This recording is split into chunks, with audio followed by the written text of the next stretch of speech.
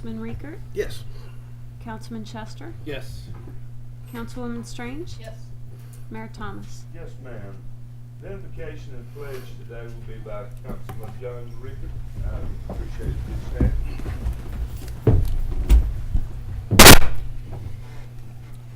O Lord, we are most grateful for the freedom you have given us to enjoy.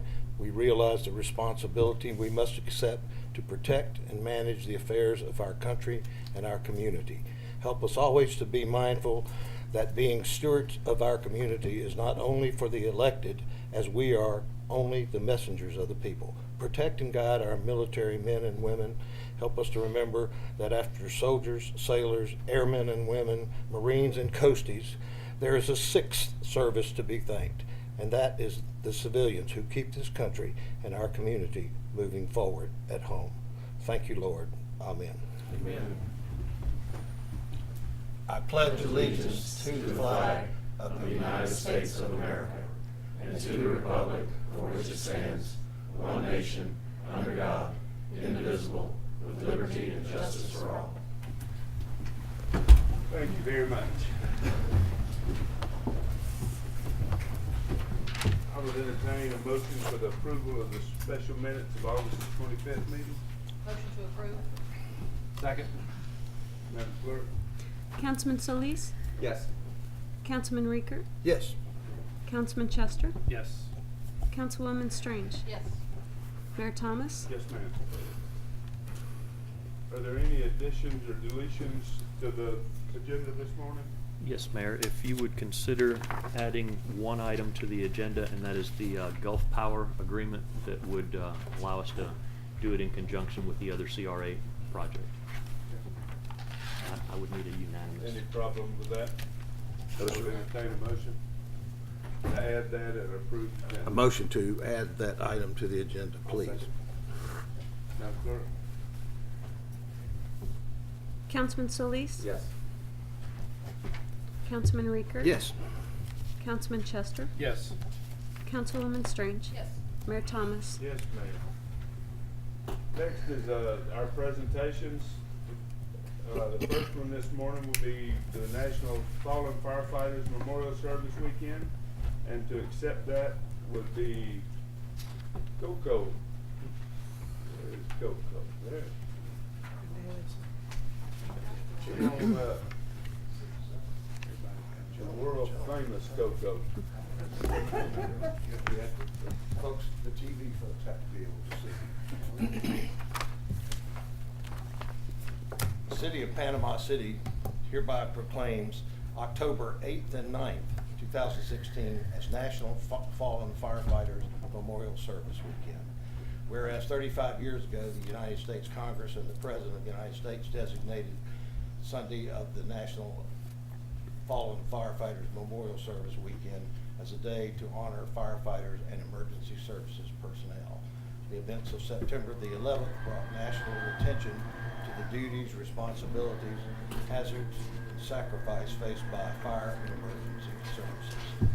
Therefore, I, Mike Thomas, by virtue of the power vested in me as the mayor of the City of Panama City Beach, call upon all the citizens of the City of Panama City Beach and all patriotic, civic, and educational organizations to observe October 8 and 9, 2016 as National Fallen Firefighters Memorial Service Weekend.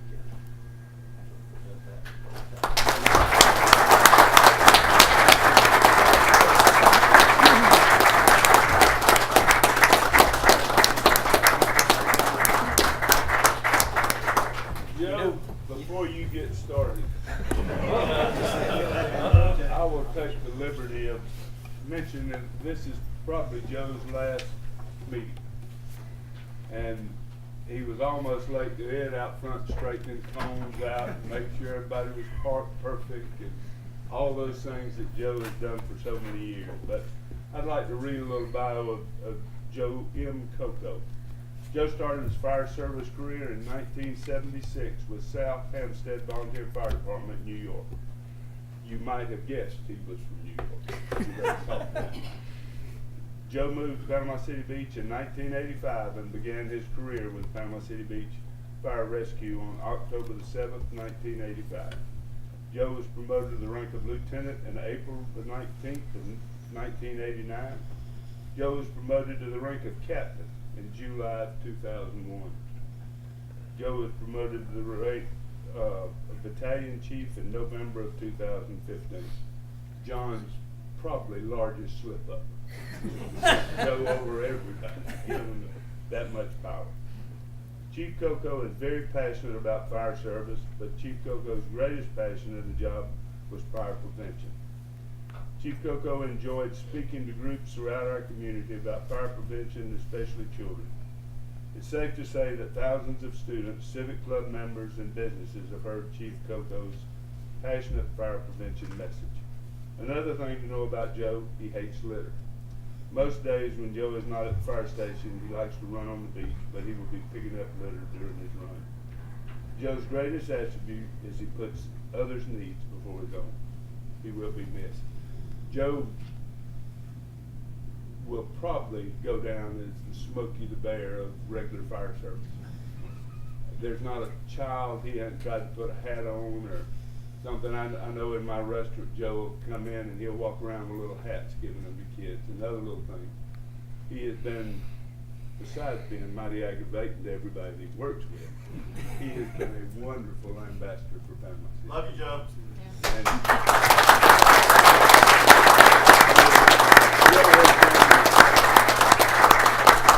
Joe has done a wonderful job, not only for fire services, but for Panama City.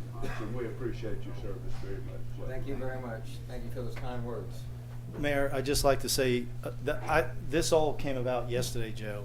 The mayor said he'd like to, recognize you your last meeting. We did the bio, but I got to tell you, he has me to thank for this career, because I was the one who called him up. We were hiring 14 people in 1985, and Joe was a volunteer. He had been here before, Panama City Beach, but went back to New York.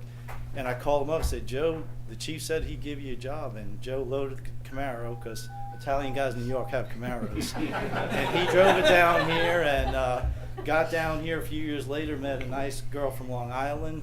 And they've been married for how many years? 28 years. 28, 2 beautiful children. And just like you said, he will be missed. Now, the members of the fire department bought this for Joe.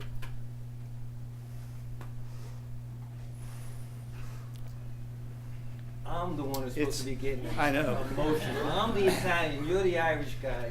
You're not supposed to be getting emotional. It's a Chiefs bugle, and traditionally passed on to an outgoing chief. So, thanks.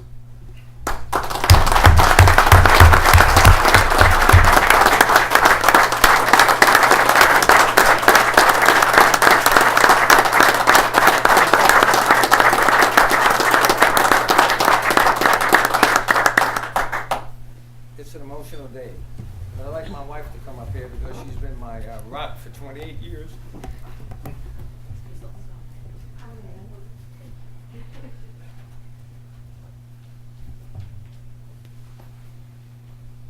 In 1985, I came to Panama City Beach in search of a dream. And firefighting was always my passion. And fire prevention, the kind words that Mayor Thomas said, very true.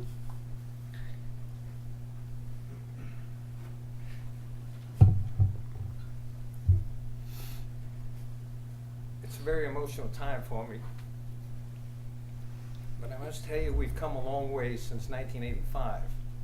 I was just telling some of the guys outside some of the equipment that we had. We had a little mini pumper that I first started in 1985. It had 500 gallons of water on it, a 24-foot extension ladder, 240 GPM pump. And that was our first run pumper up here on this end of the beach.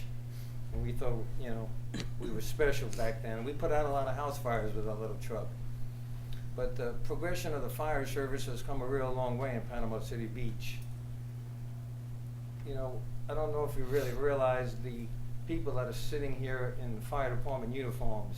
Every day, 24 hours a day, 365 days a year, they serve you. They serve you greatly. And we are the only fire department right now that has a paramedic engine company. and we do great things for the community. I got a great mentor, Mr. Garrett, who's going to take over the fire prevention, and he's going to be doing great things for fire prevention in the future.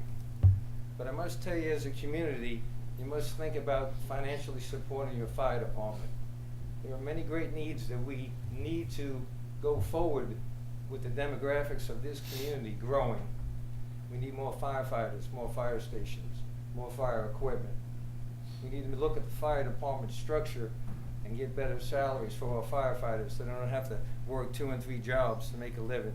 We've come a long way, but we got a long way to go. And I just want to let the community know that you have a great, great fire department. It's been my honor to serve all of you. Thank you.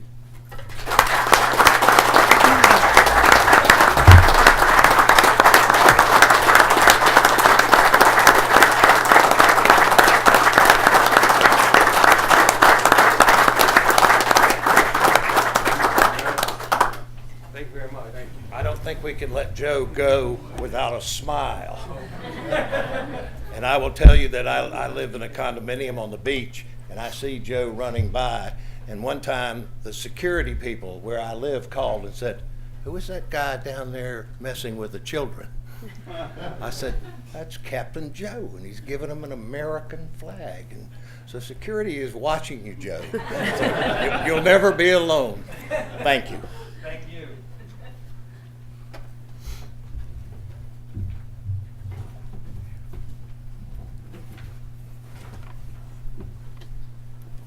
Next is a proclamation that I have absolutely no idea what it is. This is a proclamation designating September the 26th, October the 2nd, 2016 as Diaper Need Awareness Week. Is there somebody here from KISS?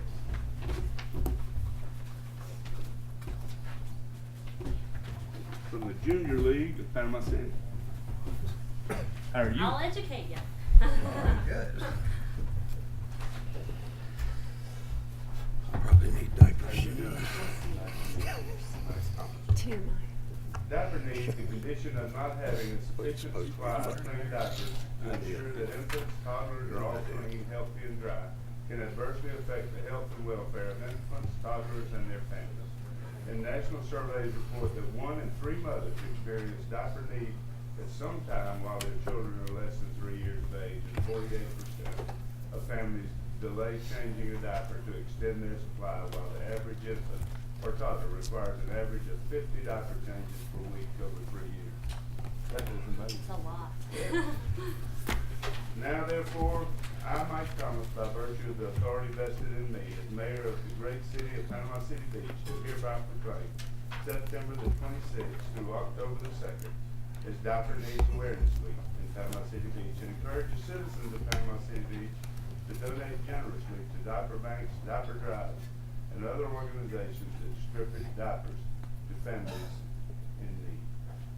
Is there anything you'd like to explain about how y'all do this? We are a part of the Junior League of Panama City.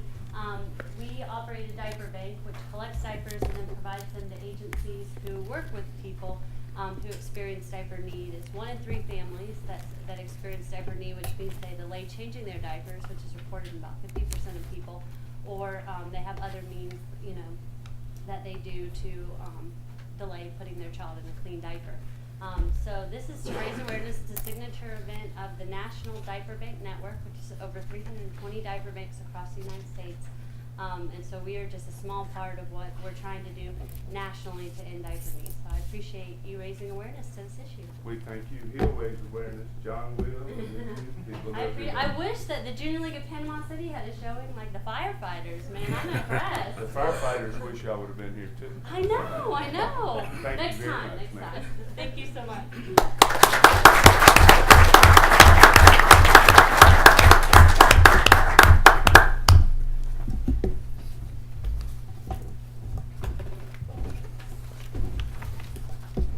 Next would be John McMurray. John is with the CO's Planning Project at the City Pier. He would like to explain to us what that's about. Be glad to. For the past 10 years, myself, Three Rivers RC&D in Milton, And actually, Pineapple Willie's here on the beach and all. We have planted all of the County Dunes County property from Mexico Beach clear into here. Our biggest scream to fame is Rick Seltzer Park down here, because that's right beside the professionals. And all I use is FFA students, Mosley High School outdoor class, and we do it several years in a row in order to get a stand like at Rick Seltzer Park. And it's all free to the city, costs city absolutely not a dime. The plants are donated to us by the grower in Denellen, Florida. Matter of fact, the only one in the U.S. now. And all we have to do for him, he'll come down, he'll help us lay it out, help us plant, and if there's any left back, of course, he'll take them back. But usually there's not, because we're only doing 1,500 to 2,000 plants at a time. That is a bunch that can be laid out, planted, and we'll have the kids at Pineapple Willie's for lunch at 11 a.m., which they all want to go there. But I'm here if the council's got any questions, anything about it. Me and Mayor Thomas discussed it a couple weeks ago, and it's a pretty good deal. And if y'all have anything, or DEP has been in here like they were at Mexico Beach, and they say we got an area that we're just, something's got to be done with it, we would go there first, of course. So I'm open to any questions if anybody's got any. I just want to say that the COs are really well established now. Yes, they are. Yes, they I are. was out there doing the trash pickup last Saturday, and it was amazing. Well, They come in and the amazing thing, it's all, now right now I'm working with a group of FFA students in Vernon, Florida. They'll be down here to the city pier, and they're 9th through 12th graders. So I mean, these are kids doing it, just under the tutelage of people that really know what they're doing. So that's all I have, folks. I mean, no questions, and if everybody is approved of it, it's good enough for me. But as I said, there is no cost to anybody. Matter of fact, as a rule, we will leave $1,000 down here before we go home. And we have I got to blow a man's horn while I'm down here. Bill Busquel, 10 years ago, I met with him and talked to him about having lunch for these kids. Told him we was willing to pay for it, and I'm not asking for free. He charged us $8 a plate 10 years ago, and he's still doing it. And as we all know, 10 years ago is a lot different than today. But he's a great man. Thank you, sir. Thank you. Do we need he is going to be, and I don't know whether everybody knows this, but he's going to be harvesting seeds. Not this year, sir. I know, but you will be looking. In the past, we will, because that's one thing the grower requests. I'll give you the plants, but hey, I'd like to have some seed back. I understand, but with this project, you're going to be wanting to come here. And eventually, and yeah. harvest seeds. Once we get, now this year, there'll be no seeds harvested in Bay County I anywhere understand that. due to the fact they didn't I want grow. everybody up here to understand. Okay, yeah. What the full deal is. Yeah, in time we will, and that's always done in October. That is the prime time to collect the seeds. And you will collect those on public property. On public, City, county property. county, yes. In other words, Not on private property. no, we don't go to we got into that down at Mexico Beach, and that's not a fun trip. Well, I just want to make Yeah, sure. that's not a fun trip, because I had a couple girls come back to me and they were crying. And I asked them why they was crying. They said, well, this lady over here just chewed them out something awful. So I walked over and knocked on her door, and I says, what's the problem? She said, well, they took my seeds. I said, do you own the dune? Well, I don't know. I said, well, look, I'll just keep everybody away from here then. We won't worry about this. But no, we don't, unless we're invited. In a lot of cases, they do on the dune, and I want people to understand that we're not authorizing anybody to No. pull anything off private property. And we are licensed. The man in Dunnellon, Florida, is licensed by the DEP, which he needs to be. Now, 10 years ago, I talked, in case anybody's got any questions with the DEP, I talked to the DEP, and they said for what we're doing, number one, it's just a small amount. It's not like, 10 mile of beach. And they said for what you're doing and how you're doing it, you're not required to have any permits or nothing. Just, be careful. Thank you very much. Thank you.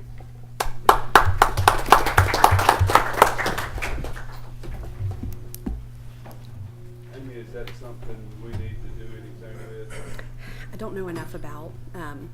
I don't know whether to say you may need to officially approve a license, You'll but bring it back to us next time. in the event you do, yes. Okay. All right, item number 5 is Bob Micah, the county manager of Bay County, will be giving a presentation on the ballot question, the half-cent surtax. Yes, sir, Mr. Mayor and council members, good morning. Thank you for the invitation to appear before you this morning and talk about this subject. I've passed out to each of you a sheet that has the ballot language on it that was adopted by the county commission back in the late spring, as well as some frequently asked questions that we tend to get from different civic organizations and the public as we're speaking about this. I've got copies of that I'll leave on the table over here if the public would like copies of that as well. First of all, why is the half-cent sales tax necessary? I think it's a conversation we've been having I've been part of conversations in this community for the last 20 years about our infrastructure needs and our inability to address those needs and deterioration of infrastructure with existing revenue sources. And so county staff was tasked fall of 2014, I believe, was the first time to start looking at a mechanism to have a conversation about on how to move forward with addressing some of these concerns. When I came back to the county in the spring of 15, it certainly was something that was expressed to me as a priority by the county commission at that time. We had a public presentation in December of 15 where we rolled out the different needs from a county perspective. We had a conversation with the county commission at that time, and I was directed to prepare some ballot language, bring it back for conversation and subsequent consideration for it to be placed on the ballot. That was done in late spring of 15. The county commission took that action, and so this initiative will appear on the ballot on the November general election. It is a local initiative, so it will appear as one of the last items on the ballot. The presidential election and all the other things will come before it.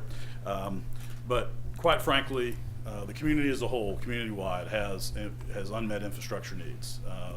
Every year that we wait, the more we pass through the life cycle of our infrastructure, it continues to deteriorate, and the longer we wait, the more expensive it's going to get to address it. So we looked at a number of different sources of revenue that could possibly be used to address this. Ad valorem taxes, of course, an option that's available to local elected officials. Very narrow part of the population that would be contributing to that if additional ad valorem was the solution. We looked at the other 5 cents of local option gas tax that would be available. That, quite frankly, again, narrow, just collected on the sale of gasoline, would generate approximately an additional $4.2 million in revenue annually. Clearly not enough of a revenue stream to address the issues that we are all experiencing countywide. So there were 2 surtax or sales tax initiatives that the legislature has created that are available to local communities. One is a transportation-specific sales tax. We looked at that. Some of the concerns that we had with that being a source of revenue is there were 2 concerns. One is that there is language in there that says that the county might or may share the revenue or the proceeds from that with municipalities. We certainly came at this from the perspective that we all want to be partners in this. This is a community-wide initiative. The county, the unincorporated area, is not just the only area that has needs. And as I shared with each of you on a number of occasions previously, it is a community-wide effort, and the initiative here is to address not just the needs in the unincorporated area, but we feel very strongly that we have the responsibility to work with the municipalities, the folks that are your constituents are also represented by the county commission. So this is a vehicle to create the opportunity for us to partner across jurisdictional boundaries. We've done that successfully in a number of other areas. Fire protection is a good example, the 911 system, the 800 megahertz radio system, and there's a dedicated track record between the county and the municipalities working together to address community-wide needs. The other concern with that source is that it was not just infrastructure specific. So the revenue from that source could be used for hiring additional personnel, expanding programs, paying additional benefits, things that may not necessarily be brick and mortar, horizontal or vertical construction on the ground that would go directly towards addressing these deficits. So, through that critical thinking process and deductive reasoning, we came to the infrastructure surtax. And so there's language in there that says that if it's adopted locally, that the county will share it with the municipalities, and it is specifically limited to expenditure on infrastructure projects. So no personnel cost, no expansion of programs, no increase in employee benefits or anything of that nature. It has to be spent on infrastructure projects, vertical, horizontal construction, things that are tangible. Quite frankly, the county and the municipalities, we have to improve our roads. We all have traffic congestion problems. We all experience flooding in our different neighborhoods and along our different corridors throughout the community. And this is also a source of revenue that can be collected community-wide, and not just on the backs of our tax-paying, property-owning citizens, but also those who come and visit us and consume and utilize our resources as well. So it's viewed as a equitable consumption tax that would be paid and collected from everybody who consumes or utilizes these assets. If you pay property tax on a purchase today, and this tax were to pass, this tax would be added to that. So things that are currently exempt from sales tax, such as food and medicine as two examples, this would not apply to that. There's also a cap. The tax can only be collected on the first $5,000 of value, meaning if you made a large purchase, the most that you would pay on that single purchase is $25. So it's not on the entire value of the purchase. Where will the money go? Every dollar collected here will stay here in Bay County. Unlike some other revenue sources that are collected here in Bay County, they go to Tallahassee, or they go to Washington. Somebody takes something off the top, maybe something goes to another community and a portion of it comes back here. This is generated here and will be reinvested here in the community. Some examples of how the revenue will be shared and what it can be spent on: resurfacing roads, repairing bridges, paving county roads. If paving is a solution to address stormwater, that's certainly an option. Again, all of us have neighborhood flooding issues, so reducing neighborhood flooding in the form of stormwater projects. Also, traffic congestion reduction. We get asked frequently, what are some of the protections or the stop gaps with this? First of all, you as elected officials have the responsibility. The statute requires you to expend the funds for the purpose that it was collected for. You're held accountable for that, and we're all audited independently every year. I know as the county manager, I'm certainly not interested in having any notes in my audit about funds being spent inappropriately. I don't want to speak for Mario, but I'm pretty sure that he feels the same way. There is not just the statutory responsibility, but local oversight. One of the components of this is the citizen oversight committees that are there to look over the shoulder of local government to make sure that they're involved in the conversation about priority setting, looking to make sure that the money is collected and spent appropriately, and then they can report back. There's a timeline on this. There's a sunset. The referendum, basically, if it's adopted, this tax would be in place for 10 years, and then it would have to come back in front of the voters again within that 10-year period for consideration, and the voters would have a shot at approving again or denying it at that point, should it pass in the fall. Do other counties have local sales taxes is a question we get. They do. We looked at this from a competition perspective. You've probably seen or heard in the last couple of months, and we've been talking about the tax structure here in Bay County, and we have on average, we're the 5th lowest property tax millage county in the state of Florida. We looked at what this would do if we added it as far as being competitive with the surrounding counties in Northwest Florida, and we're not going to be in excess of those surrounding counties, so we don't think that it'll create a competition issue for us in the marketplace. We'll be at or lower than what our surrounding counties are at. Just to reiterate, why isn't current funding enough? When we talk about the county budget, I think it's important to point out that out of every dollar that the county collects in revenue, only 25 cents of that comes from ad valorem. The other 75 cents comes from a fee-based consumption type tax, if you will call it that. So for example, when somebody goes and buys a building permit, the revenue that's generated from that goes into running the building department. We don't transfer general fund revenue from ad valorem taxes into the building department to run that. We do, however, transfer revenue out of the general fund, ad valorem revenue, into the transportation fund to support running the transportation department at the county level. And $1 million of that every year goes towards resurfacing. We have a $5.5 million need every year just in the unincorporated area on resurfacing, and we are, if you look at that, you do the math, we're only funding that at 20%. So that's resulted in a little over a $14 million backlog in roads that need to be resurfaced today, that have not been. So, and again, this is from the county perspective. I know the city has its priorities and its concerns as well. When will the voters get to decide? Again, that'll be on the November 8th ballot. We launched this week a website, www.bayhalfcent.com. There'll be a link to that from the county webpage. We've talked to the city manager about potentially a link from the city's website. I think a number of the local media outlets have picked it up. The information is on there about the ballot. Each of the municipalities contributed the information that's on the GIS story map. So the public can go in and look at the specific projects, where they are, what the different jurisdictions are talking about doing, and then utilize that as a starting off point to have a dialogue with you or the county commission about those different projects, the subject matter areas, so on and so forth. So with that, I've got nothing further. I just appreciate the opportunity to come and talk to you about it, and I will leave these frequently asked question pamphlets on the Can I ask you a table. quick question, Bob? Yes, ma'am. So you made the statement that the county will share the money. Yes. Do we know what the division is gonna be? Panama City Beach generates a lot of money. Yes, How much ma'am. are we gonna get out of that? So approximately 1.5 million. Current conversation is to divide it up based on population. So we won't, that's not really. Well, I think there's a broader conversation to be had about the different. It's not linear when we talk about where the money comes from and who benefits from it. So I think there's the potential. Again, that's what we're so focused on, being able to partner. Again, folks that live in the cities are serviced by us as well. So I think there's a vested interest in the city or the cities and the county working together to partner on projects. And we have examples, like I said, of success of that in the past. There's a couple of projects, city projects on the Highway 79 corridor that we've worked on previously, where the county served as the conduit for the funding, the city served as the project manager.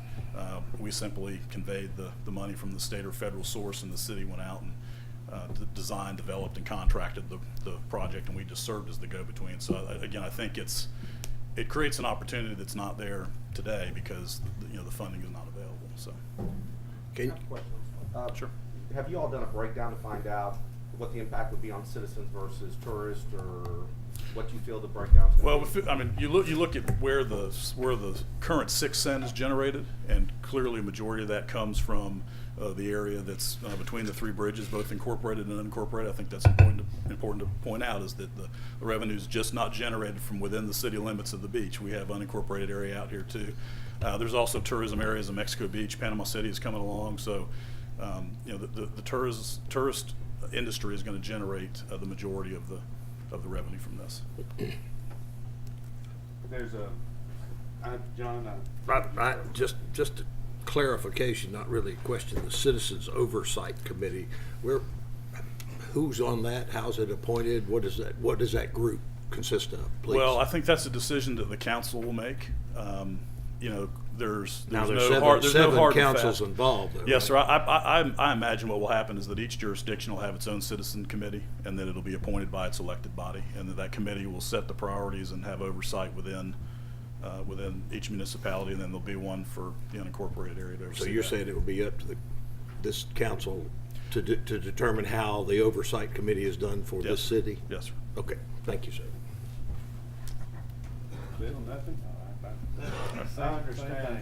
The beach Nobody is- has fought over the years, to your question, Josie, about the percentage and the return of money to the beach. But the fact is, somebody is fixing to raise some money to pave some roads.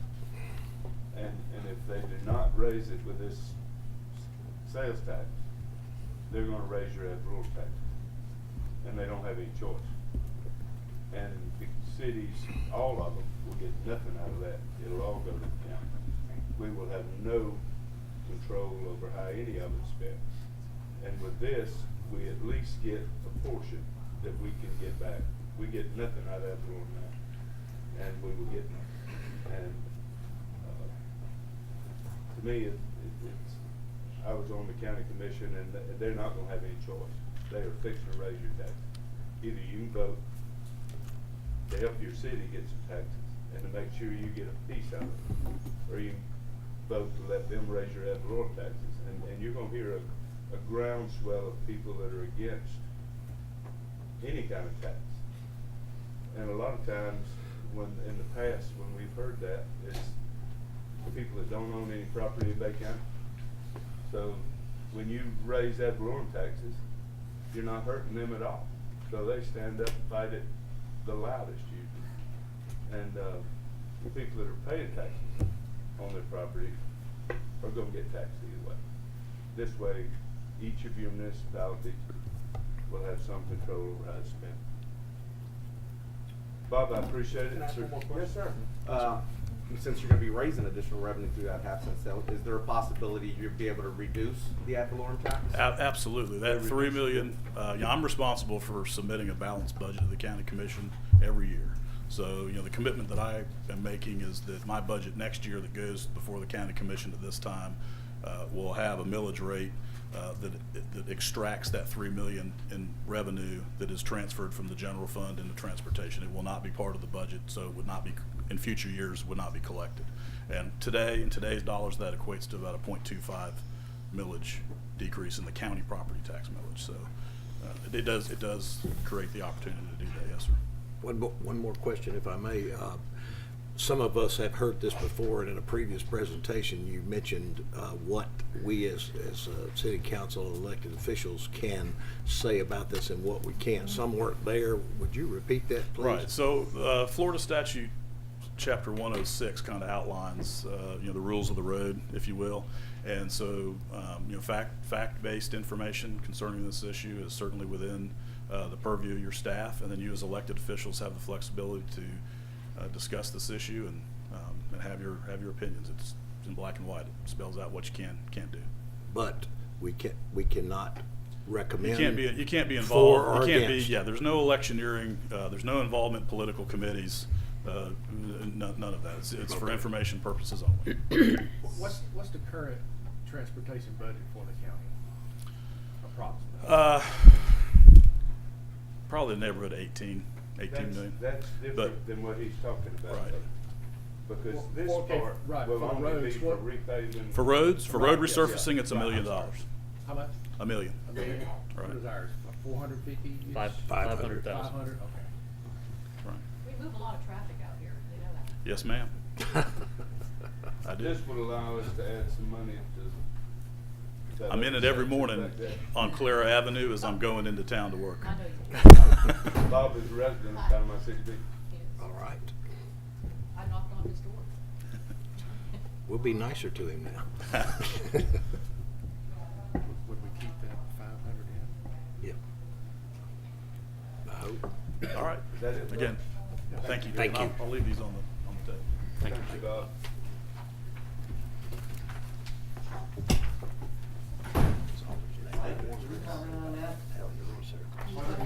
In a little bit, yes. At the end of the meeting, you can comment on anything you'd like. We have an open place, so anything on the agenda. Any comments yet? All right, next is our city wellness program. Thank you, sir, ma'am. I appreciate the opportunity to talk to you about this project that we've been working on as benefit for the city employees. It's our wellness program. We had 4 different vendors come in to give us an idea of what kind of programs are out there. Had the department heads sitting in on it so that they could weigh in on what we're going to do for the city employees. It basically gave everybody an idea of what kinds of things we could do together as a city to better our health needs and everything else. Got a lot of input from the department heads on what they'd like to see in it, and we're basically ready to go ahead and move forward with putting a bid together, and I just wanted kind of a nod yes to move forward or not. We had 4 different ones. The one that everybody liked the most was Preventure. very little administrative tasking by the city. Lots of benefits to them as far as coming in and doing health screenings, as far as putting challenges out there where people could work together as teams, either by departments or by groups, individuals and whatnot, that they can complete and earn little points for toward a rewards program at the end of the year or quarterly or however we decide we're going to do it, that keeps them moving along the path of better health. Ladies and gentlemen. Personally, I'd like to get a chance to, I mean, I had no idea about it. I'd like to view them and check them out myself. I have all the information. Come by and see me, and I mean, I before can sit make a down and go motion over or Do you vote have on packets anything. on them that we could? just what they each brought with them and gave out to us to show for the presentations. But Do we have yes, a recommendation from the, yes, sir, Preventure. But we still would have to bid based on what Preventure and the other ones that they liked offered to see who came back and could meet that bid requirement. will this give us a discount on our insurance or better rates or something like that? Or Health-wise, It wouldn't particularly give you a discount on health insurance. What it would do would be, and the Hopefully goal for we're this is to have staying healthier safe. employees, and since we are self-insured, it would benefit us in the fact that we would have healthier employees and healthier representatives to the city. How does this plan compare to the past plans that have been used? I know they've had past plans in the city that are preventative. As far as employee participation, I understand the numbers are usually pretty low. Does this company have something that's going to really encourage more to get involved? yes, sir. Preventure, one of them, does have a guaranteed participation rate within a certain time frame. That's one of the reasons a lot of people really like that company as well, which would get written into the bid requirements to make sure that there's some sort of participation rate. The only thing that I know of that we were doing as a city right now is working through Blue Cross Blue Shield to get our health screenings done annually and flu shots and whatnot. This would actually increase more participation, give them more outlets to do either on their own or as groups and stuff. Did I answer your question, sir? Yeah, that's it's like a it gym just- membership, basically. Right. I Some mean, people participate There's a more than lot of others, really not just- cute challenges Right. and things that people can compete against each other between departments and stuff, and it really gets people more and more. And the more people do it and talk about it, the more interest you'll get into it. And I think that there's a lot of things that we could do challenge-wise that would get people up and moving around and participating in it. So this company stands out a little bit better than the others in the past as far as Yes, trying to sir, get people and- motivated to be involved. Absolutely, and that would be basically how I would pattern my bid, is off of what that one had to offer. I think we all realize that if we can get employees involved in wellness programs, it's to the benefit of the city. So, you know, making an investment, a modest investment ahead of time is going to pay off, you know, in significant savings in the future of people not having high blood pressure, diabetes, and things. So, but the biggest part I've always seen with these is how do they go ahead and get the people into the program, and are they successful at getting people in instead of having a 2% participation rate versus maybe a 20 or 30% participation rate. So. To be honest with you, after talking to the city of Panama City, the HR person over there, theirs worked. They got, within 3 years, I think they got up to 75% participation. The majority of that was because of leadership involvement and people pushing and getting intergroup challenges And under going this together. program? And that it would, no, it's not necessarily this program. I didn't even ask him which program they were using. I think they're using a mixture of Blue Cross Blue Shield and something else. To be honest, I'd have to go back and find out for sure, but it's possible. And like I said, with the interdepartment challenges and things of that nature, I think we could get it going much quicker. So in the past, then when we've had these programs and we paid for them, were they $56,000 a year? I don't know that the city's ever had a program like this. I know we've taken care of health screenings and flu shots through our thing, but I didn't know that this had ever had. Our expenses have been minimal because it's also been minimal participation. We offer the flu shots for free. We offered the screening, the angioplasty, the blood test. We offered all those for free to the employee, and we only paid out of pocket what it cost us, and it was a minimal cost out of pocket. But the key is, the more people we get into this program, the better everybody's going to be. And we had great successes. I mean, I would say that we probably saved 2, if not 3 lives with just the angioplasty and the blood pressure test that we took. So. And payment-wise, Mario, where's this covered from? Is this the general fund thing? Well, Is this, one of the great things about this is we have been self-insured for the past 3.5 years, and in that process, because we pay in a fixed amount for every single employee, and if we don't spend that amount, it goes into a savings account that is health specific. We have over $2 million in that account, so these funds would come from that account. It wouldn't be any additional general funds. It wouldn't take away from any other department. So it's something that gives back, and keep in mind, those funds can only be used for health type benefits, so it would be a good reinvestment of that. And this year within our budget, we actually did drop the payment. We were paying $560, and I think we're now paying $470 or so. So we have reduced our payments, but we still have plenty of funds within that program to do something like this. And again, one person not having a heart issue saves $50,000. So it's a good reinvestment program if that is something that y'all wish. These are 3 separate systems. One is less involved, one is in the middle, and then the last one, the one that the department heads were suggesting, is one that is really out there. I mean, it's going to send you emails, it's going to give you challenges, it's going to be very proactive to try to get people involved. It's a annual contract. We can't go to either one of these 3 or any one of these 3. We have to bid the process. But what Dee is asking for, after you've had a chance to look at all these, is if there's one that you're leaning towards, give her that direction. Then she'll put together an RFQ that is either the full-born version, the halfway, or the minimal version, and then we'll get that out to bid and bring it back to council.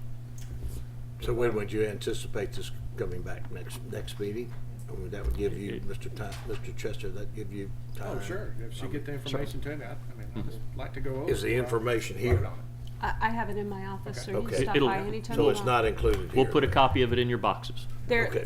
In the packet, there is a pricing sheet for what each program Right, I may or may right. not Saw that, cost. right. Okay. And then there's also a brief description of what each one offered, and I'd be happy to show you the rest of it. Okay.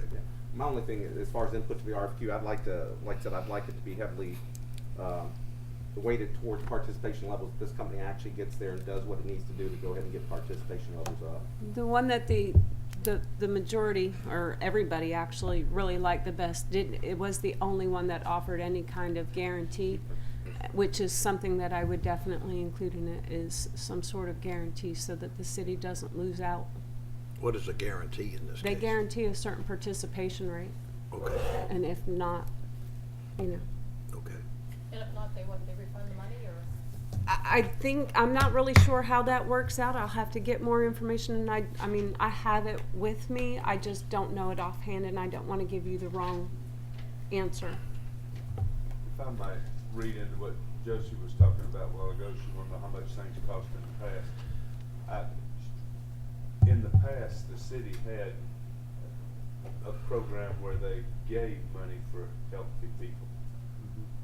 But if that's what you were talking about, that's been quite a while ago because it was very unsuccessful. Department heads gave everybody money and nobody had to do it then. Everybody got money and nobody did anything. It's sort of like I asked for a copy of people's certificates and how they were getting paid. We've had people getting paid for certificates that they haven't worked in that field in forever. I mean, we don't follow through a lot of times on things we do. And I think the next item on the agenda, the chief of each EMS department, police and fire, are gonna explain to us how they want to do something to get people more involved, where there would be some end results to it. Either you get in shape or you get out. And I hope that's what they're doing. That's what we've talked about in the past. So this wellness program will come back next meeting, is that correct? Mm-hmm. Good. So, Item number 7, police and fire fitness assessment. This is Chief Whitman and Chief Daly. I don't know if this is That's good. a group meeting or. can be. What I'm looking for is, first of all, thank you. What I'm looking for is your approval to go ahead with a physical fitness assessment test.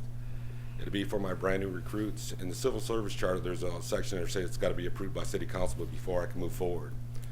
I put this out about a month ago. It's something I've been working on for over a year with legal, with Amy, and also with Gwen with the league, Florida League of Cities, to make sure everything's legal. It's job-related task, and this is how you'd be able to get hired to get down to the police department. And since I'm going to make the new hires do it, I'm going to require my full-time officers to do it also, just my sworn officers. Job-related task, you'll have 60 seconds to run 130 yards. During that 130 yards, you'll be sitting in the car. They'll give you a description of a suspect. The monitor will tell you to go. You'll take off running. Somewhere in that 130 yards, there'll be a 6-foot fence you have to scale over. After you go over the fence, you'll have to crawl under 2 tables. Once you go through the 2 tables, you'll crawl through a window. That's your normal standard window.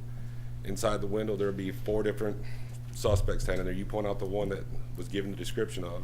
Then you'll grab a dummy and drag it 5 feet. It's a 150-pound dummy.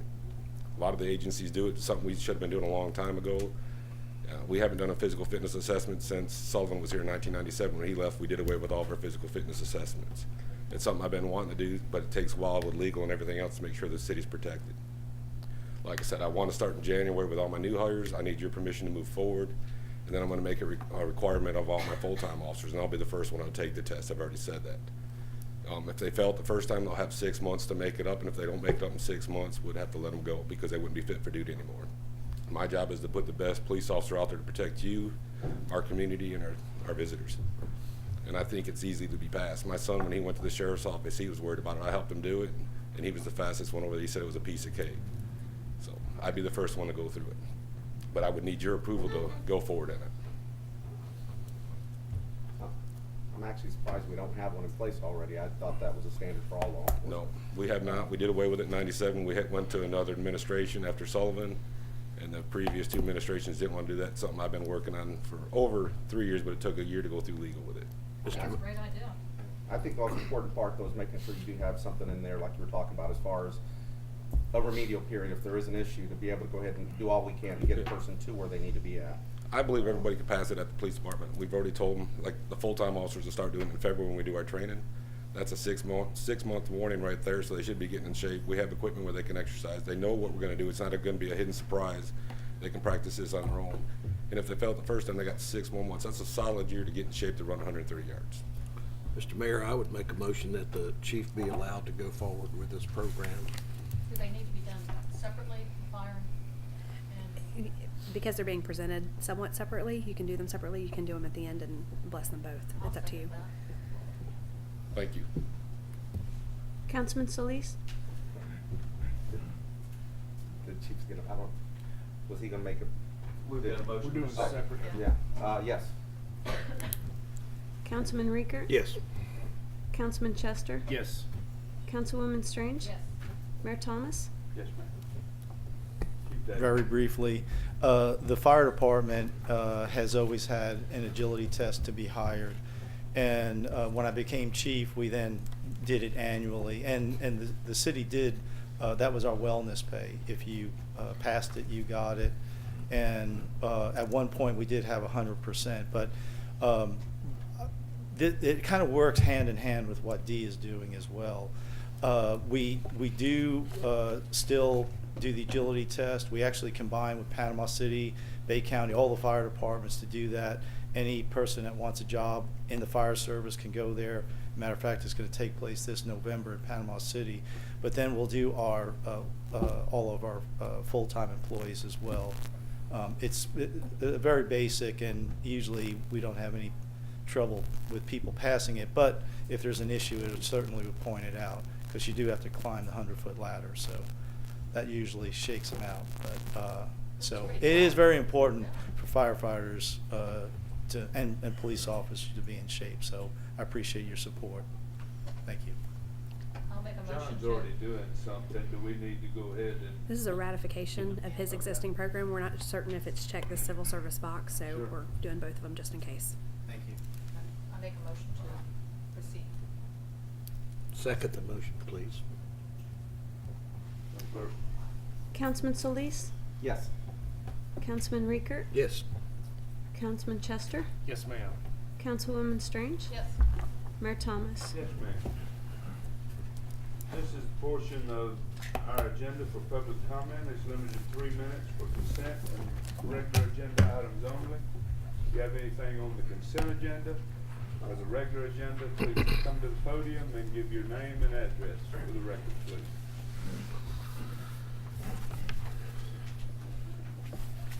Neil Morgan, 17721 Front Beach Road. This was left over from this. On the half-cent surtax, that's a very complicated situation. My household, my wife says no, I say yes. Sir, that will come at the next portion. This is in the time? Yes, sir, the next portion. It's not on the agenda. We're not going to vote on that today. Okay, I can't comment on what that guy said earlier? You can. At the As soon end. as the agenda's over. Oh, we'll okay. vote. Won't be here to answer your questions. Next. I don't have anybody that has a request Okay. on the agenda Item number items. 1 on the consent agenda. Mr. Mayor, may I Yes. interrupt? Sure. Item number 4 on the consent agenda, I don't want to argue about, I know we're ratifying that contract, but I do have some questions about that, timetables, where it starts and so forth. Can we expand that just for everybody's knowledge? If you want to discuss Would it, you you'll like need to to remove pull it to the this room. You have to pull it off the Would you agenda. like to pull this off? I understand that, but that's what I'm asking you Would you to like to do pull that, it off? with your permission, and only to get timetables and, you know. Anybody got a problem with that? I'd be glad to sit down with you and give you timetables. Well, I mean, other people need to know that. I think. Certainly. Can I ask, is that gonna affect what we're moving forward on as far as? No. So timeframes won't affect us? I don't, I mean, I'm not, it doesn't have to do with approving this or not, it just has to clarify what we are approving. Time, you know, and I mentioned timetables, when does it start, when's it finish, which end is it gonna start on, how's it gonna affect the guy in the middle, what do I tell the man who owns that shop? I mean, yes, you can tell me all that, but I thought everybody. Until I have a contractor, I can't really tell you a whole lot. Okay, Is that they control their own destiny. They're given the project, they're given a time, 24 months. But where they start, when they start, how long it'll take, that's means and methods. I can't dictate but that. making the assumption that, that this, one that's recommended, GAC Contractors, do you know that information, how they would go about this? No, sir. But we're approving $14 million and we don't know that information? If you want to discuss, It put is. it on regular. It's $14 million, If you want to 24 discuss it, let's months. put it on regular. It doesn't belong on 24 consent. months. If there's any questions. All right. So you want this pulled from the consent agenda? Well, it doesn't sound like we have the information, but we know what we're gonna approve or not $14 million. And I just, you know, it's a 24-month project. I just, wanted everyone here, watching to know more about it, if possible. And you're saying that's not possible because we have to wait till the approved contractor gives us this Let's information. go on with the consent agenda. Let's put item number 4. I'll give you an update in the city managers if you'd like. We will, Easier. Okay, that's that'll be fine. fine. Yes, thank you, sir. Thank you. We'll pull item number 4 to vote for after that. All right. Item number 1, ladies. There's 9 items with 4 being pulled. There'll only be 8. Item number 1, National Disability Employment Awareness Month proclamation. A proclamation designating October 2016 as National Disability Employment Awareness Month in Panama City Beach. Item number 2, Resolution 16123, TICO franchise fees. A resolution of the City of Panama City Beach, Florida, amending the city's franchise agreement with People's Gas System TICO to increase the franchise rate from 3% to 6% and providing an effective date. Item number 3, Resolution 16133, bid award, Lindell Lane Sidewalk Project. A resolution of the City of Panama City Beach, Florida, approving and authorizing the execution of an agreement with BCL Civil Contractors, Inc. for the construction of the Lindell Lane Sidewalk Project in the amount of $244,444. Item number 5, Resolution 16136, Keystone Field Services Relocation Consulting Services Agreement, CRA Highway 79, FBR Segment 3. A resolution of the City of Panama City Beach, Florida, approving an agreement with Keystone Field Services, Inc. for relocation consulting services in the basic amount of $17,500 and providing an immediate effective date. Item number 6, Resolution 16137, appointment of Code Enforcement Hearing Officer. Be it resolved by the City Council of the City of Panama City Beach, Florida, that Russ Ramey be appointed to fill the position of hearing officer in accordance with the provisions of Chapter 25 City Code of Ordinances. Resolution 16138, land purchase from DeJoel Inc. to expand Lift Station 74. A resolution of the City of Panama City Beach, Florida, approving the purchase of vacant land for $170,000 from DeJoel Inc. and providing an immediately effective date. Item number 8, Resolution 16139, Atkins North America Task Order 16, Supplemental Agreement 16, Post Design Services, CRA Front Beach Road, Segment 2. A resolution of the City of Panama City Beach, Florida, approving and authorizing execution of task order with Atkins North America, Inc. for post-design services for the Front Beach Road Segment 2 project in the amount of $86,458. Item number 9, Resolution 16140, amendment to Blue Cross Blue Shield Administrative Services Agreement, a resolution approving and authorizing execution of an amendment to the Administrative Services Agreement with Blue Cross Blue Shield of Florida and providing an effective date. Items number 4, 5, and 8 will also be done concurrently as the City of Panama City Beach Community Redevelopment Agency. When we get to number 4, it will be the same. But for these, except for number 4, I would entertain a motion for the consent agenda. Motion to approve. I'll second. Madam Clerk? Councilman Solis? Yes.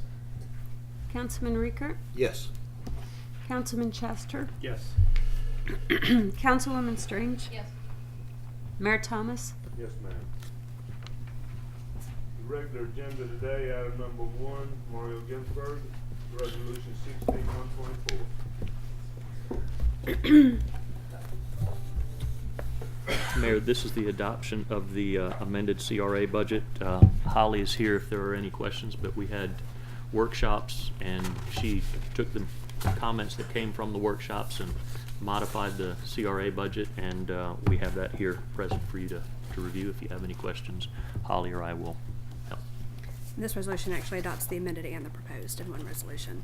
Resolution number 16124, a resolution of the City Council of the City of Panama City Beach, Florida, and ex officio as the governing body of the Panama City Beach Community Redevelopment Agency, making findings of fact, amending the budget for the Panama City Beach Community Redevelopment Agency for the fiscal year commencing on October 1, 2015, and ending on September 30th, 2016, establishing the budget for the Panama City Beach Community Redevelopment Agency for the fiscal year commencing on October 1, 2016, and ending on September 30th, 2017, appropriating the use of funds shown therein as stated and as may be necessary or deemed necessary to defray all expenses and liabilities relating to the respective Pier Park and Front Beach Road redevelopment plans for each such fiscal year and providing an immediately effective date.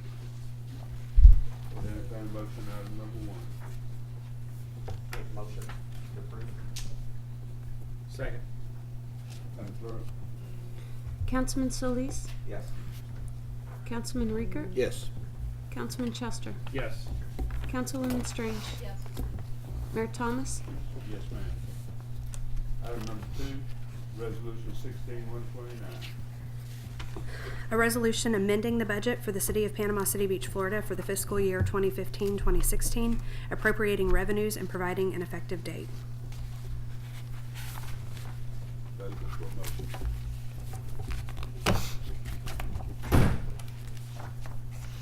Make a motion to approve. Item number 2, resolution 16129. Second? Madam Clerk? Councilman Solis? Yes. Councilman Riekert? Yes. Councilman Chester? Yes. Councilwoman Strange? Yes. Mayor Thomas? Yes, ma'am. Item number 2, resolution 16-130. A resolution establishing the budget for the city of Panama City Beach, Florida for the fiscal year 2016-2017, appropriating revenues and providing an effective date. Favor for the motion. This is the approval of the next year's budget, correct? And if further investigation or research occurs, it can be amended if needed down the road. Again. Okay. Is that a motion? I'll make that a motion, sir. Thank you very much. Thank you. Second. Second. Okay. Madam Clerk. Councilman Solis, Yes. Councilman Riekert. Yes. Councilman Chester, Yes. Councilwoman Strange, Yes. Mayor Thomas. Yes, ma'am. Item number 4. Resolution 16-121. All right. This is the resolution you requested, or resolution I insisted upon, to sort of enunciate your official intent regarding Aaron Besant Park operational standards. As you may have read or noticed from looking at the agenda package, I didn't do exactly what you told me to. I offered an alternative recommendation that I felt was legally safer for the city to avoid any constitutional problems that may come down the road. Since that time, I've had further conversations with Mario and the chief, and I would like to ask you to consider even a further amendment. Again, this is to sort of protect the city to the extent we can. It is the city's facility, and the city using it for its own events is obviously is the safest course of action, and that is what I have recommended to you. While we anticipate that Spring Break 2017 will be a lot like 2016, we don't know that for sure. And my understanding from the chief, and he can verify this for you, is that he's still preparing for a spring break that may look like 2015, but with the expectation that it can be adjusted for a spring break that was more like 2016, in fact. But given that all of the resources he is going to have on deck, and he can speak more to this than I can, I would like you to consider a further amendment that perhaps either reconsiders whether you should lift the blackout date at all, or if you lift the blackout date, if you do it only for weekends only. The 3 events that you nodded your head to at the last meeting were for weekends only. I think it's a fair compromise. The legally safest thing to do is to not touch the blackout date for maybe another year until we have a better feel for how we want to regrow spring break, or at least that time period for visitors. So I say that to sort of preface the conversation before I read this. You can accept it as it is, or if you'd like to hear some testimony from the chief to get his sort of opinion and recommendation on that, and consider an amendment that would revise what I have presented to you to weekends only. I can make that amendment and then read the title so we don't have to do it twice. I would, Mr. Mayor, like to hear the chief's plan, so is it going to be like 2016 or not? I would say the chief's plan is going to have a whole lot to do with that. If you wouldn't mind, I'd like to hear what he says, please. Thank you. We're still planning for a spring break like 2015. We're hoping it was like last year's 2016. We just put those ordinances into effect last year. We're planning they're still going to be running the same way, but my job is to plan for the worst and hope for the best. I think it's a little early to pull the blackout dates, just 1 year, one spring break behind us. What I'd like to do is, if it's a city-run event and weekends only, I could adjust the manpower to that. But if we open it up for a whole week-long event, I don't have the manpower for that, because I'm still planning for the worst spring break, just in case they come back and we have problems. So weekends only, ladies and gentlemen, include Friday? Friday, Saturday, Yeah. Sunday. Okay. I think the boat show was Friday, Saturday, Sunday. And I already stressed my concerns with Dan Rowe with TDC, that I'd like to get one more spring break under us before we pull the plug on Aaron Besant and we open it up. But you're okay with city-managed events? Yeah, because I believe it would go through our process, and Mario, the city manager, would have the final approval. And if it was a questionable one, we could bring it before council if we wanted to go any further than that. But I think this coming year, 2017 spring break, I think if we could limit it to weekends only and city-ran events for this year. And then if we have another successful spring break, then you could lift it the following year after that for 2018. I'm asking, I guess, Mr. Rowe and Mario if that will work for the events that we heard that the TDC proposed last meeting? Well, while we still have the chief, the 3 events that were proposed, the boat show, the car show, and the unwind, those are known quantities. Do you have any heartburn about those events? None at all. I talked to Dan about those. I'm fine with those. It's ran through TDC and through the city, and it's weekends only. Okay, thank you. Thank you, sir.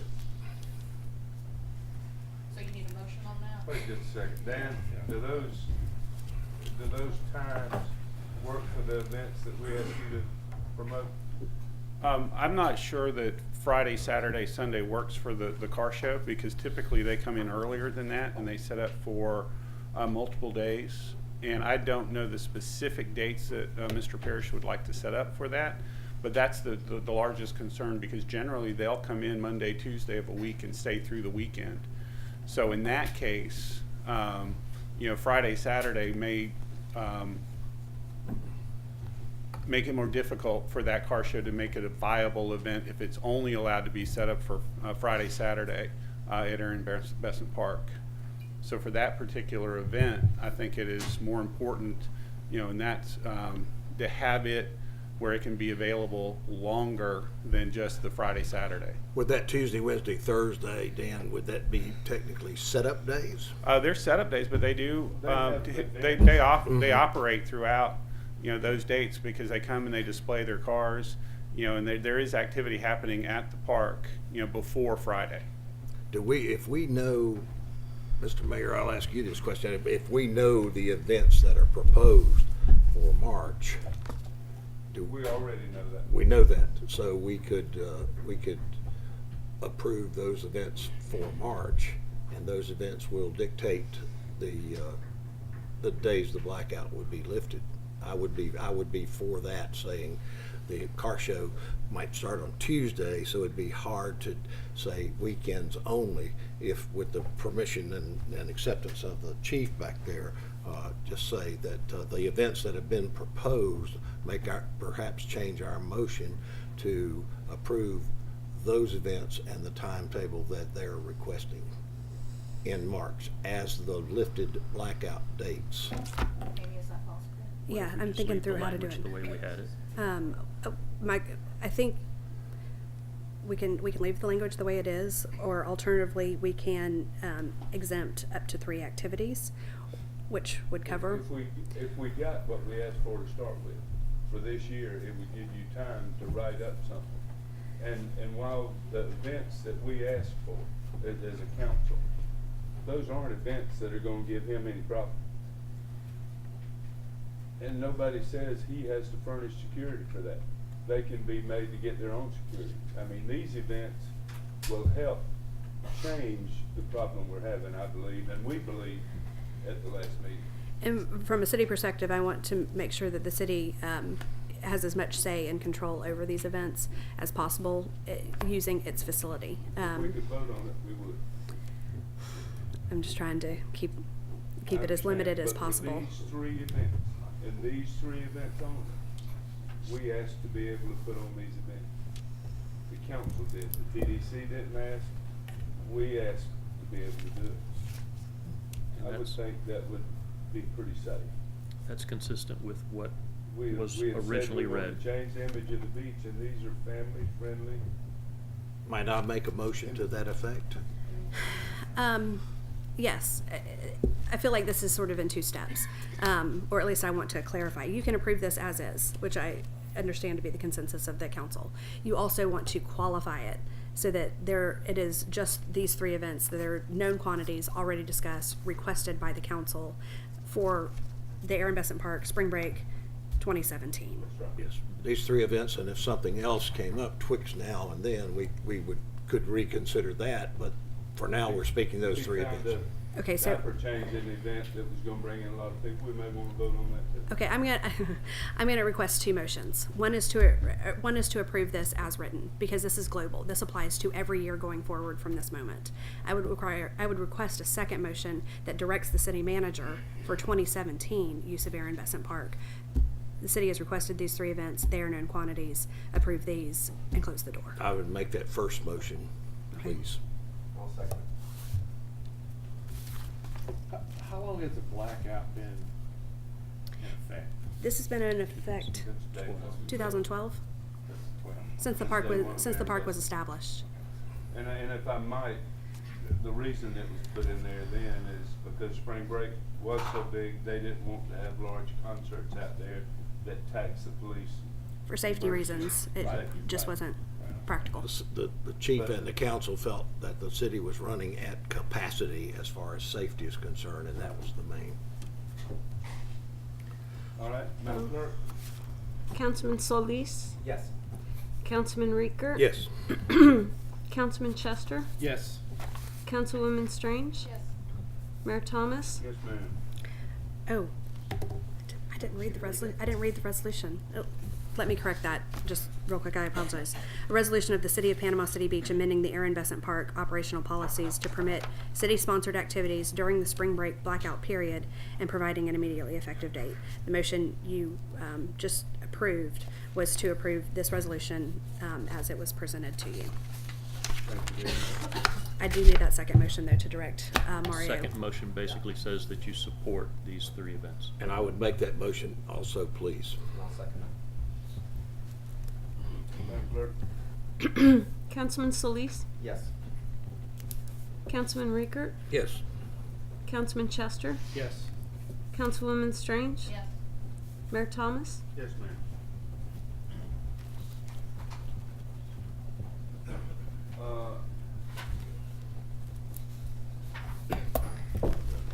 Okay, item number 5.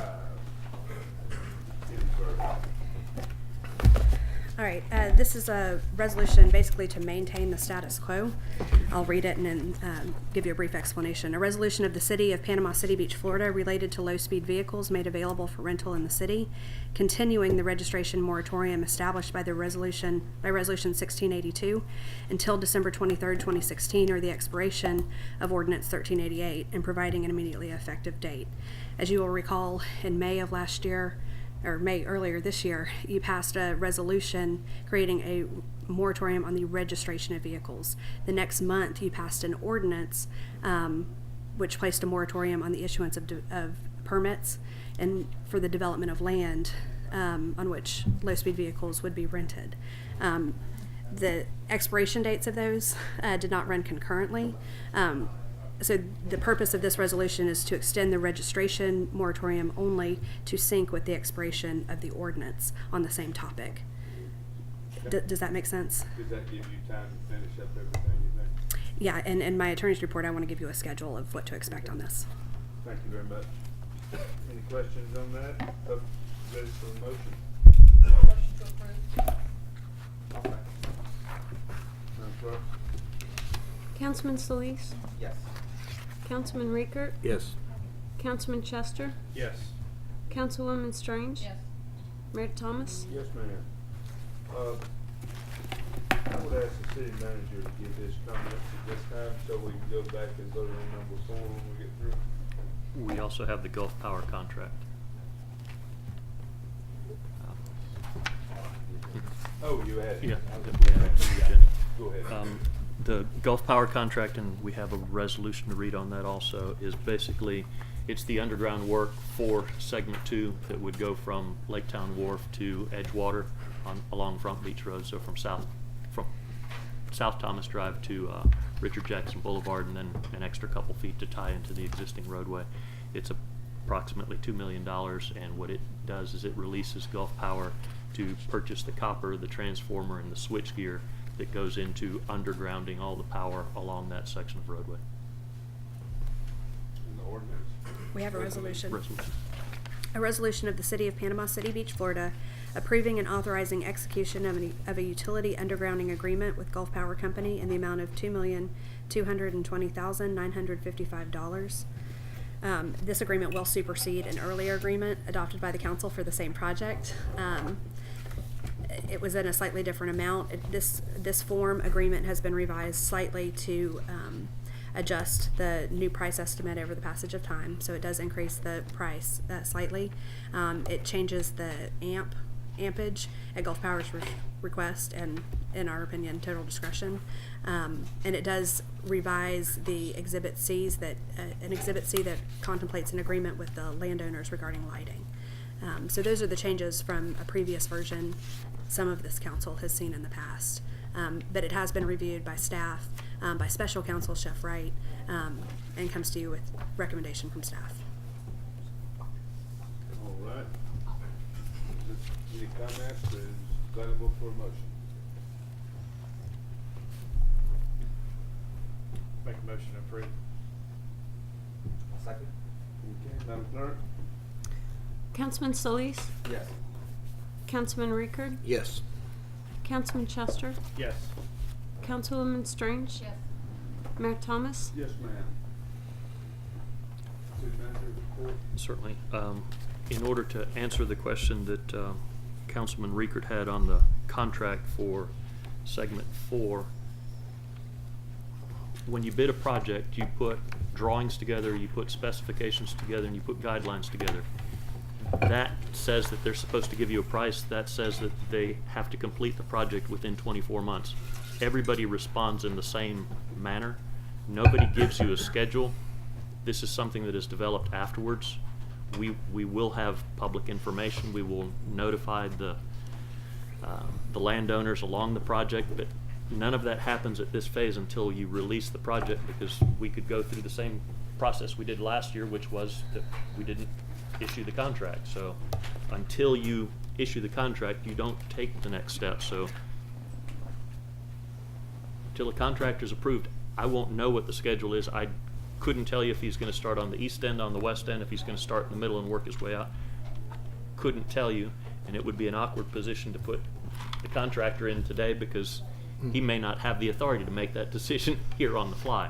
So everybody had to respond to the same set of documents under the same schedule, under the same quantities, and that's what we have. We have 3 qualified bids. Do we have some idea when this would start? It will start as soon as you guys approve it, within a month or so, and it'll be complete within 24 months. Okay. I mean, that's some of the things. We don't know if they're going to start near Pompano's or near Richard Jackson. We don't know what they're going to do with that miniature golf course that's beginning to really look bad.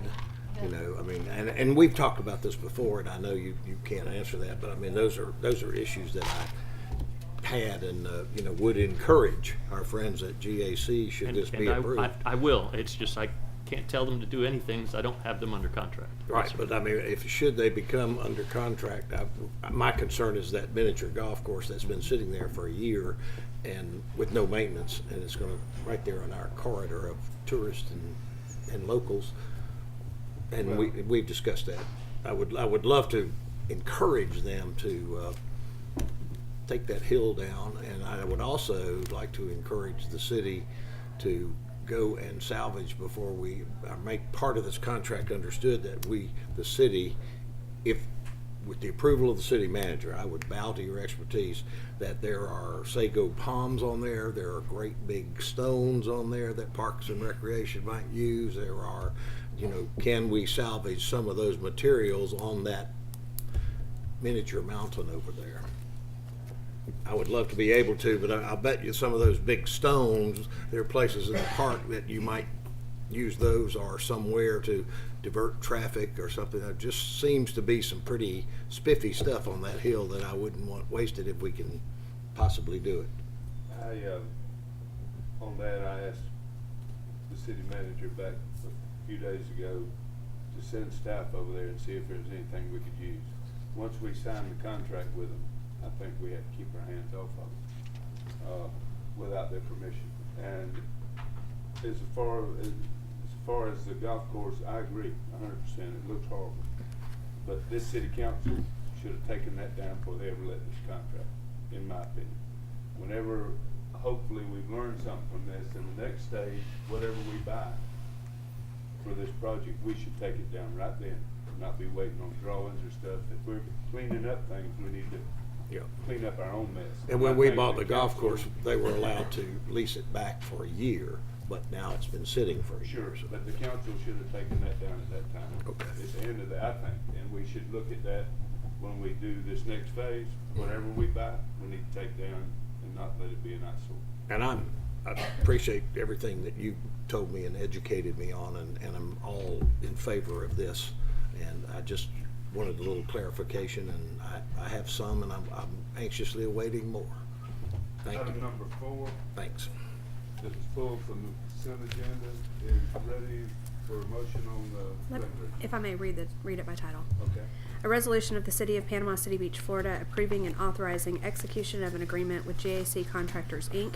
for the construction of the Front Beach Road Segment 2 project in the amount of $14,222,000, providing an effective date. I would make that motion, Mr. Mayor. Okay. Please. We have a motion Second.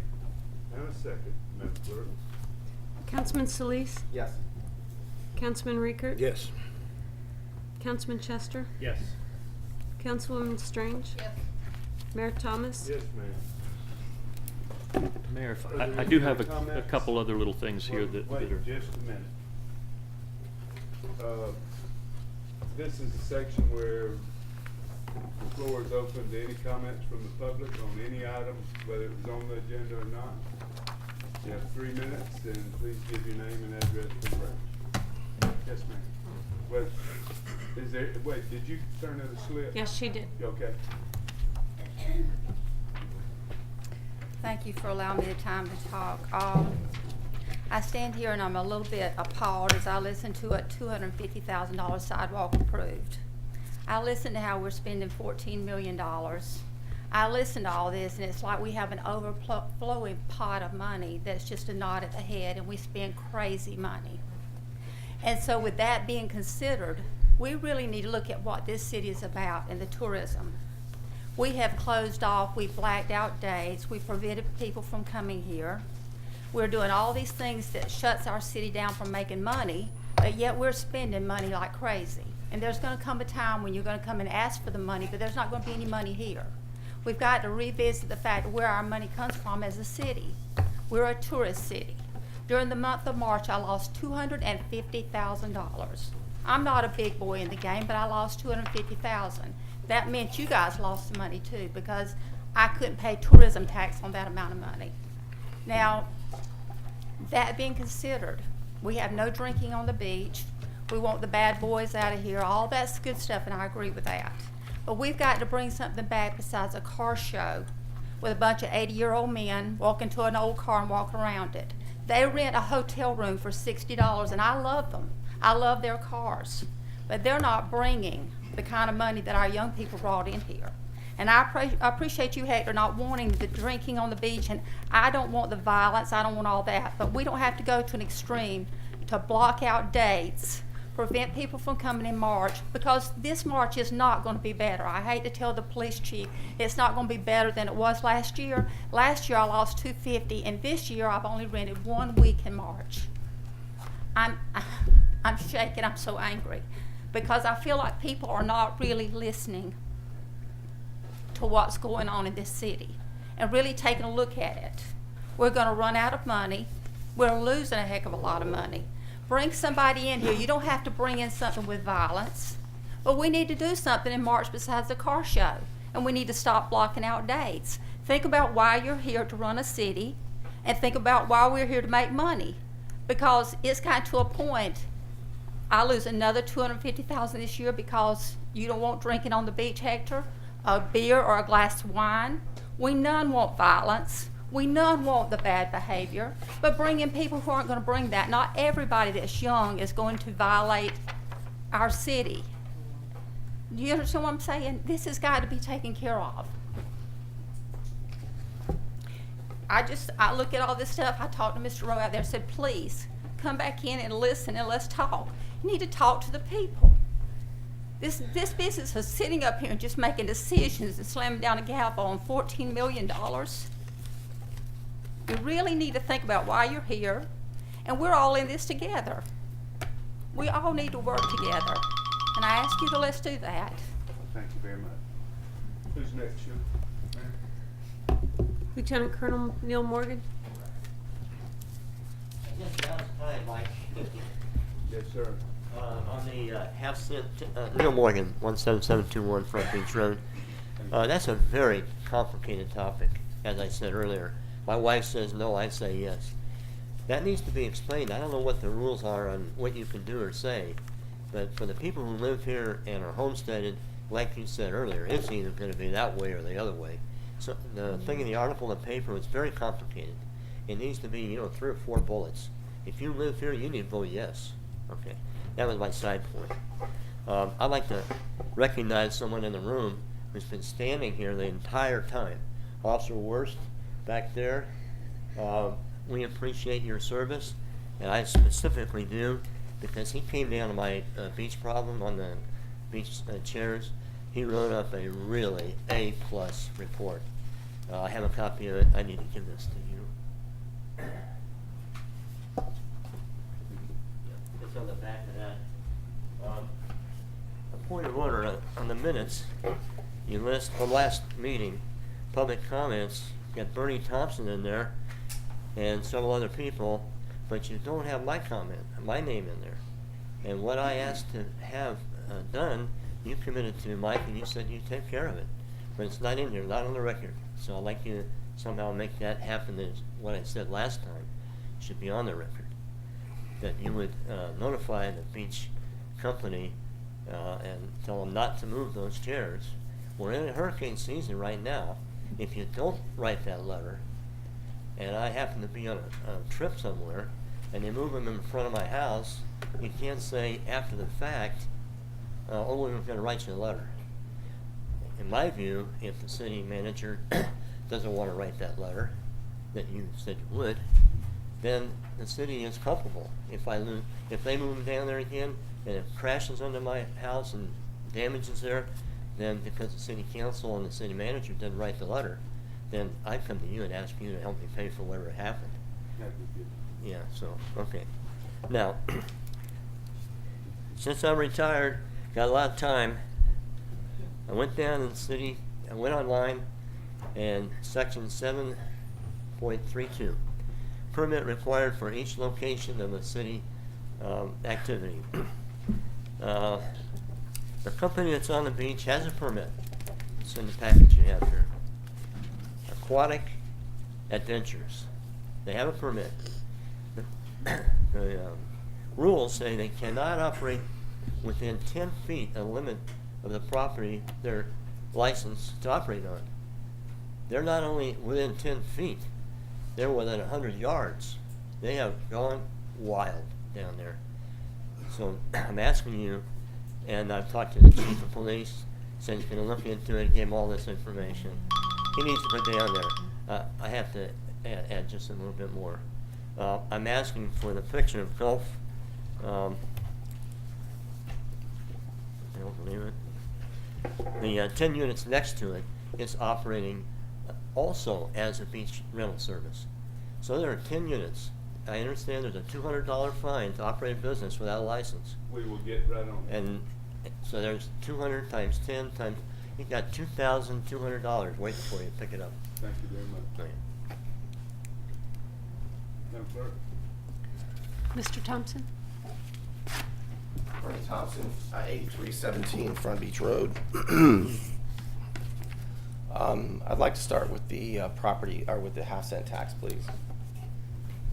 May I ask that if we have a speaker come in and promote or give an informational speech for something like a half-cent tax, that he can stick around to maybe answer some questions, such as how in the world the county commission voted to put a half-cent tax on the ballot a full month before, or rather, how they voted to market the half-cent tax, and how they voted to include the Panama City News Herald as a public-private partner in promoting the half-cent tax by giving the News Herald $5,000 a month before they even voted on putting it on the ballot. It's a question we'd like to ask, so maybe if the speakers like Dan Rowe and them could stick around, that would be helpful. But also, with regard to the question that I asked last week, Mr. Mayor, about the meeting times, I asked you why the meeting times were listed at 9 a.m. when it wasn't at 9 a.m. They were at the time at 6 p.m. and 2 p.m. by law. And Mr. Mayor, you said, no, it's 9 a.m. It's correct. And because you did that, the circuit, which is put out by the Panama City Beach Chamber of Commerce, they believed you, Mayor. And they wrote 9 a.m. for October. So now people have the wrong information. And I'd like for the record to submit, because you put an illegal time down, that the Panama City Beach Chamber of Commerce made a mistake. And the rest of you guys, you knew that it wasn't at 9 a.m. You knew by law it was at 6 p.m. and 2 p.m. And you didn't say anything. And Plato once said, silence is consent. The mayor has no more power than you, Hector. The mayor has no more power than any of you when it comes to these issues, and you probably should have stood up and said that that is an illegal time so that the Panama City Beach Chamber of Commerce didn't mess that up. Finally, you haven't been posting the meeting times because you say you're switching over to another company that's $40,000. I don't have any trouble posting these meetings for free. You use VHS tapes, yet you promise you can bring in high-tech jobs. Do you hear yourselves? You don't even get the meetings minutes right. I would recommend that you learn how to upload the videos. So if you don't get the meeting minutes right, at least people can watch the official government meeting. But you know, it doesn't lend a lot of confidence to us if you can't even upload a DVD until you give somebody $40,000 to do it. Thank you. Anybody else? Eva Bush? Ms. Bush left.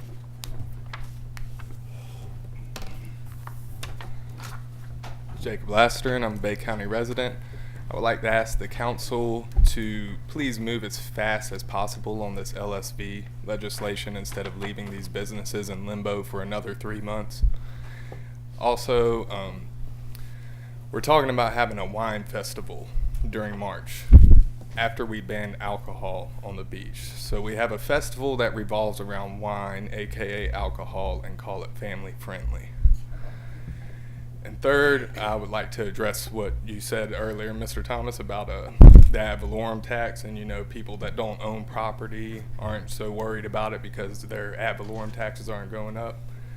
If you think that landlords are not calculating that in with the rent that they charge people, I think you're mistaken. Thank you. Anyone else? Thank you very much. May I make a comment on something that was said, sir? Yes. Just be sure Ms. Hatcher understands that $14.2 million is taxes that we paid, the county paid, to the county. That's being returned to us from the county to improve our Front Beach Road corridor. So if we didn't have that CRA and we didn't approve that, and that CRA wasn't approved, that 14 million would stay downtown of the county. So we're getting our money back. So it is not an additional cost. It is us, and before this group got here, prudently, you know, filing for a CRA, getting that approved, and getting some of the tax money that we all pay on the beach back to the beach. So that is not coming out of our general fund or our 1% tax. So I just want to be sure you understood that. Yes, sir. Yeah. Also, I'd like to comment to that. I know a lot of times it seems that we're getting up here and we're nodding to these large numbers. I can tell you, speaking for myself, I spend quite a bit of time in City Hall coming up here to discuss these contracts and things before it gets to this meeting. So it's not just a wink and a nod of approving something. It's doing the due diligence prior to the meeting to make sure what we're spending, why we're spending it, where it's at, where the budgets are at. We spend a lot of time looking through those things. That's why they are put on the open agenda, so if people do have questions on it, they can question us during that period to say, why are we spending $14.2 million on this? And be more than glad to explain that. I'd be more than glad to take a call prior to the meeting to explain why the CRA is so important, how it's been sitting for a year. We've had that money sitting there for a year and hadn't moved forward. So this council moved to push that so we can continue with the CRA, which is going to bring up property values for everybody on the beach. When those utilities go underground, when there's sidewalks along the corridor, when everything's improved on that corridor, and it's going to be better for everybody here. Regarding, you know, spring break activities and things, I understand your losses and what you're going through with that. But I would ask that you also realize, you say, why don't people listen? You have to also take into consideration that last year, there was 500 to 600 citizens showing up to also have their voices heard regarding what was going on. So there is a large group of citizens that acted, requested, and the council acted on those items. It wasn't though the council did it on their own. There was a lot. You can go back and play the tape and see the crowds that were there and realize that it wasn't something that somebody did just because they wanted to. It's because the majority of the citizens of this community requested it. And that's why it happened. I can tell you in my door-to-doors, 90% of the citizens I ran across asked to make sure that we never let it come back to the way it was before. And so that's why those things were done. Finally, I didn't get to it at the last report, but I'd like to go ahead and use the comment.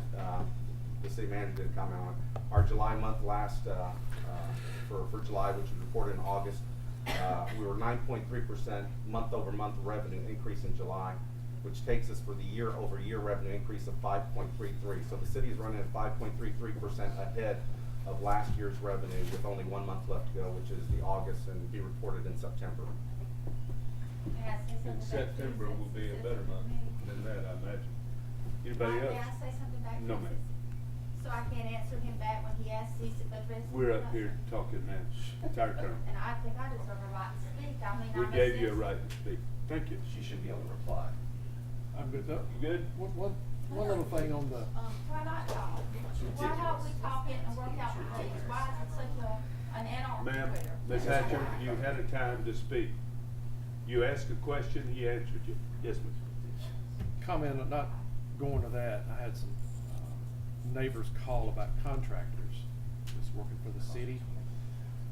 I just asked if they have markings on their vehicles with their company name or something. I don't know what we need to do with that. Where It was back in Connie Club back there. They were doing work for the city. I'll check with Paul's. It was just some contractors that just make sure their vehicles are, Have a magnetic. something. Yeah. Something. I'll check. Josie? I have no problem hearing what Ms. Hatcher wants to say. I thank you, Judge. Thank you very much. Thank you. So Thank you. instead of my time, can she come up here? If you want to open this up every time, I don't care. You know, You it's make not, a motion. I don't have to open it up every time. If she wants to speak, let her speak. Would you like to make a motion for Make that? a motion, let her speak. All right. Would you like to second that? Anybody? I don't have a problem. I don't care for the way the motion was made, because if we vote against it, then we're voting that she can't speak, and that's not who we are, any of us. So I wish you would. We allow everybody to speak, whether you're in the city or not in the city, whether you're a resident of Panama City Beach or you're not. Don't let us reply to you. That I mean, is an opportunity. These meetings before, as some other meetings in the county, turned into argument matches for several years. Yes. And this form stops that from happening. And I think it's the right thing to do. It is the form. If somebody would like to change it, y'all are more than welcome to make a motion and change it. There is a motion. I don't need your help. Was there a second? In regards to this discussion, We have a motion and a second. What is the motion? What, I don't know. To allow Ms. Hatcher to speak. Well, wait a minute, is that the motion to allow Ms. Hatcher to speak, or to Yes. allow anybody and Allow everybody? Ms. Hatcher to speak. Madam Clerk? Sorry, sir. Councilman Solis? yes. Councilman Reeker? Yes. Councilman Chester? Yes. Councilwoman Strange? Yes. Mayor Thomas? No, ma'am. All right, Ms. Hatcher, Well, thank you, Judge. Thank you for allowing me to speak. would you mind stepping to the podium, give your name and address for the record, please? And Josie didn't allow you to speak. 4 out of 5 of the members up here allowed I you to speak. appreciate that. Yeah, I well, really do. okay, And I want you to okay. know that I'm not here being defiant. And the 4 and other people sitting up here are not against you speaking. understand that. And not against you speaking either, Bernie. That's enough of that, I think, you know. to be But I honest with understand, you. Mike, that you,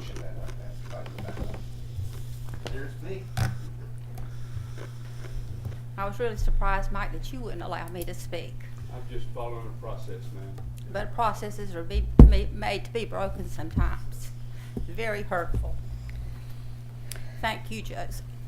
What I'm trying to say is I think that we need to have more of an open environment to make our city a better place to be, where we're not, where people are just passing things and things are happening and no one has input in them. And I thank you, Josie, for allowing me to talk.